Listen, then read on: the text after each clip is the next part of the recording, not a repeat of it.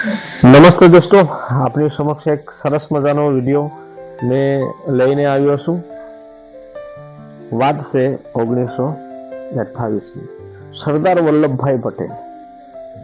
સરદાર વલ્લભભાઈ પટેલ જેમણે એક સત્યાગ્રહના સુકાની બને છે અને એ સુકાનીમાં તેઓ નેતૃત્વ લે છે, જિમ્મેદારી લે છે અને જે સ્વતંત્રતા ઝુંબેશ ચાલી રહી છે એમાં આગળ વધે છે.